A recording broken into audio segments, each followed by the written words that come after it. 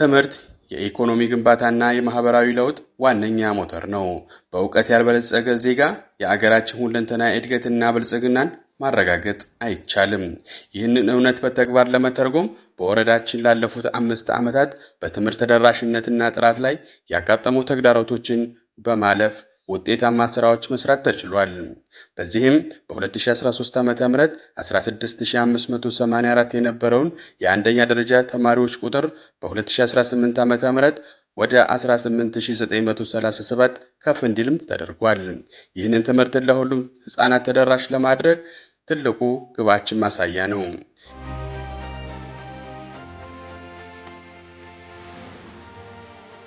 ይሁን እንጂ ቁጥሩ ማሳደግ ብቻውን ግብ አይደለም። ምቹ የመማሪያ አካባቢ መፍጠር ወሳኝ ነው። በመሆኑም በትምህርት ቤቶች የሚስተዋለውን የመማሪያ ክፍል እጥረት ለመቅረፍ በ21 አንደኛ ደረጃ ትምህርት ቤቶች ተጨማሪ ክፍሎች ተገንብቶ አገልግሎት እንዲሰጡም ተደርጓል።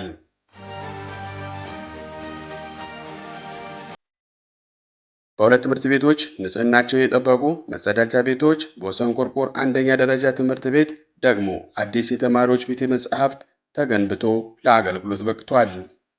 በትምህርት ቤቶች የነበረውን የግብዓት እጥረት ለመቅረፍ ጉዳት ለደረሰባቸው ትምህርት ቤቶች መልሶ ለማቋቋም ከ36 ሚሊዮን ብር በላይ ወጪ ተደርጓል።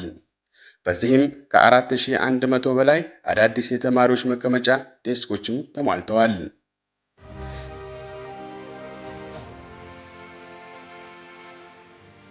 ተማሪዎች ከቴክኖሎጂ ጋር እንዲተዋወቁና በቴክኖሎጂ ራሳቸውን ብቁ እንዲያደርጉ ለሰንበቴ፣ ለበጤና ለልጎ ሁለተኛ ደረጃ ትምህርት ቤቶች በድምሩ 105 ዘመናዊ ዲስክቶፕ ኮምፒውተሮች በማሰራጨት ትምህርት ቤቶችን ግብዓት ማጠናከር ተችሏል።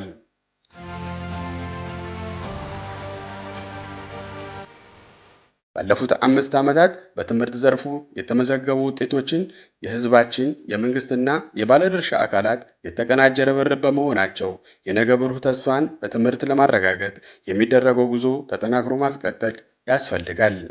በዚሁ አበቃን። መልካም